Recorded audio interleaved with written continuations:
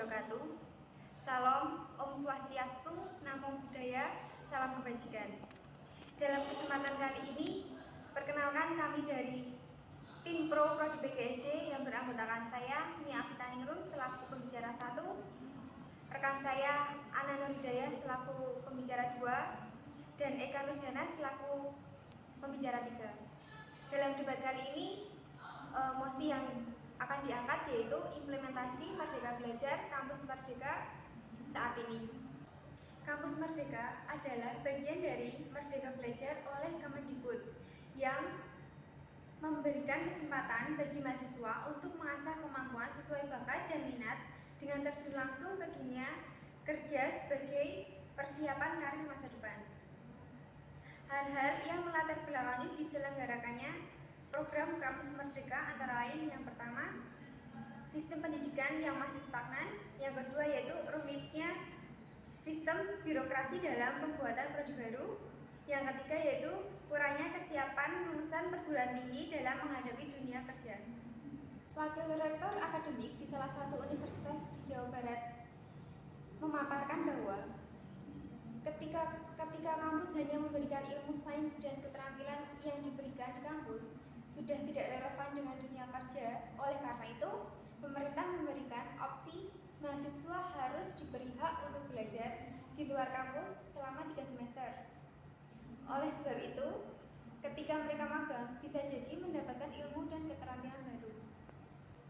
Tujuan dari program Kampus Merdeka yaitu untuk meningkatkan kompetensi lulusan baik soft skill maupun hard skill agar lebih siap dalam relevan dengan kebutuhan zaman. Landasan hukum pelaksanaan program kebijakan hak belajar yang pertama UU nomor 20 tahun 2003 tentang Sistem Pendidikan Nasional, 2 UU nomor 12 tahun 2012 tentang Pendidikan Tinggi, nomor 3 Peraturan Pemerintah nomor 4 tahun 2014 tentang penyelenggaraan pendidikan tinggi dan pengelolaan perguruan tinggi. Yang keempat, Peraturan Menteri Pendidikan dan Kebudayaan RI nomor 3 tahun 2020 tentang Standar Nasional Pendidikan Tinggi. Proses pembelajaran dalam Kampus Merdeka yaitu salah satu perwujudan pembelajaran yang berpusat pada mahasiswa. Pembelajaran dalam Kampus Merdeka memberikan tantangan dan kesempatan untuk mengembangkan inovasi dan kreativitas, kapasitas, kepribadian, dan kebutuhan mahasiswa, serta mengembangkan kemandirian dan mencari dan menemukan pengetahuan melalui kenyataan dan dinamika lapangan seperti persyaratan kemampuan, permasalahan yang real, interaksi sosial, kolaborasi, manajemen diri, tuntutan kinerja, target, dan pencapaiannya.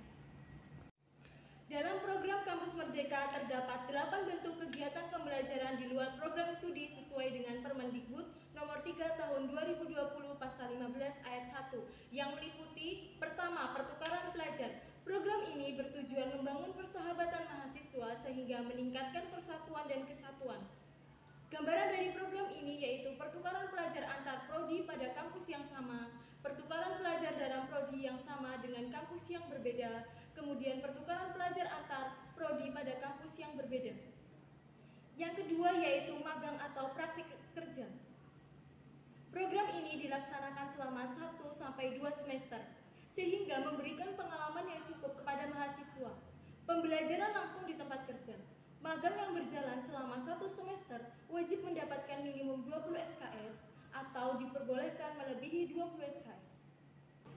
Yang ketiga yaitu asistensi mengajar di satuan pendidikan. Program ini bertujuan untuk memberikan kesempatan bagi mahasiswa yang memiliki minat dalam bidang pendidikan untuk turut serta mengakarkan dan memperdalam ilmunya dengan cara menjadi guru di satuan pendidikan. Program ini dilakukan oleh mahasiswa di satuan pendidikan, sekolah tempat praktik mengajar dapat berada di lokasi kota maupun di daerah terpencil. Kemudian yang keempat yaitu penelitian atau riset. Bagi mahasiswa yang memiliki passion menjadi peneliti, Merdeka Belajar dapat diwujudkan dalam bentuk kegiatan penelitian di lembaga riset atau pusat studi. Kemudian yang kelima yaitu proyek kemanusiaan. Keterlibatan mahasiswa selama ini umumnya bersifat voluntary dan hanya berjangka pendek. Namun, pada program ini dirancang bersama organisasi resmi untuk dapat diberikan penilaian SKS oleh perguruan tinggi sekali program ini maksimal 1 semester dan dapat mengambil lagi pada semester lainnya. Kemudian yang keenam, yaitu kegiatan wirausaha. Kebijakan Kampus Merdeka mendorong pengembangan minat wirausaha mahasiswa dengan program kegiatan belajar yang sesuai program ini dapat disusun pada tingkat perguruan tinggi dengan menyusun silabus kegiatan wirausaha yang dapat memenuhi 20 SKS per semester atau 40 SKS per tahun. Kemudian yang ketujuh, yaitu studi atau proyek independen. Ini dijalankan untuk menjadi pelengkap dari kurikulum yang sudah diambil oleh mahasiswa. Perguruan tinggi atau fakultas juga dapat menjadikan studi independen untuk melengkapi topik yang tidak termasuk dalam jadwal perkuliahan, tetapi masih tersedia dalam silabus program studi atau fakultas. Kemudian yang terakhir yaitu membangun desa atau kuliah kerja nyata tematik atau sering disebut KKNT.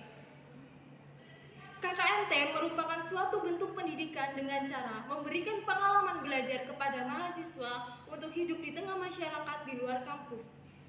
Kami dari tim Pro setuju dengan adanya implementasi Merdeka Belajar Kampus Merdeka saat ini karena yang pertama, kebijakan program Kampus Merdeka selaras dengan Tridharma perguruan tinggi yang saat ini masih menjadi pijakan. 3 poin tersebut yaitu pendidikan dan pengajaran, penelitian dan pengembangan, dan pengabdian kepada masyarakat. Kemudian yang kedua, menurut Undang-Undang Nomor 20 Tahun 2003 Ayat 2 yang berbunyi, perguruan tinggi berkewajiban menyelenggarakan pendidikan, penelitian, dan pengabdian kepada masyarakat. Hal tersebut selaras dengan tujuan Merdeka Belajar, terutama pada kegiatan di luar kampus, yaitu pengabdian di daerah terpencil.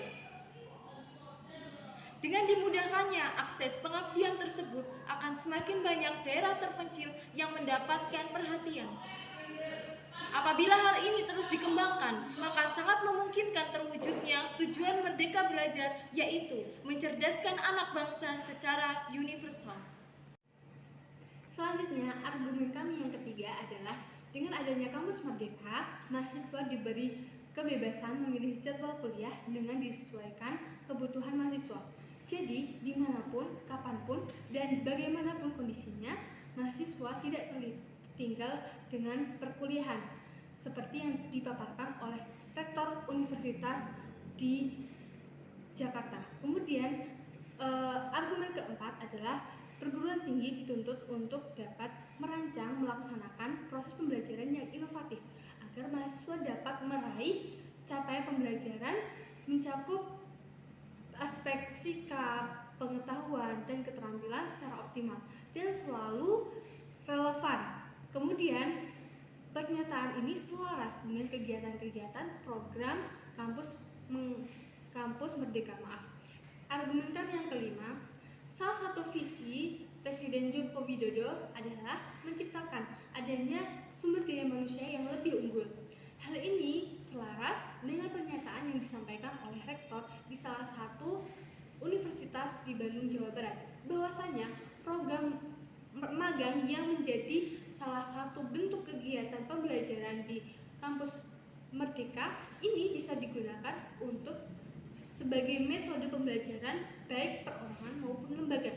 Kemudian yang keenam, argumen kami dikuatkan dengan telah dilaksanakan kerjasama antara pihak Universitas PGRI Yogyakarta sendiri dengan Universitas PGRI Adibuana Surabaya dalam mengimplementasikan kampus Merdeka ini. Nah, dalam rangka pengembangan kompetensi dan peningkatan sumber daya manusia serta membina kelembagaan antara dua universitas tersebut bersepakat mengadakan kerjasama yang meliputi pertukaran mahasiswa dan pertukaran kepakaran. Baik, di sini saya akan menyampaikan kesimpulan dari penjabaran pembicara-pembicara sebelumnya dapat disimpulkan bahwasanya program Kampus Merdeka ini sangat relevan diimplementasikan pada saat ini. Kami sangat setuju dengan program ini dikarenakan program ini merupakan terobosan baru yang lebih efektif dan inovatif serta menjadikan dunia pendidikan atau perkuliahan lebih fleksibel, kemudian memberikan kesempatan pada mahasiswa untuk mendalami studi yang diambil, kemudian memberikan wadah kepada mahasiswa untuk terjun ke masyarakat secara langsung dan bisa mempersiapkan diri untuk terjun ke dunia kerja. Tidak dapat dipungkiri bahwasanya program ini masih memiliki kekurangan. Terlepas dari itu semua, sejalan dengan dikeluarkannya kebijakan program Kampus Merdeka, diharapkan dunia pendidikan Indonesia dapat bergerak ke arah yang lebih baik demi meningkatnya kualitas sumber daya manusia di Indonesia ini.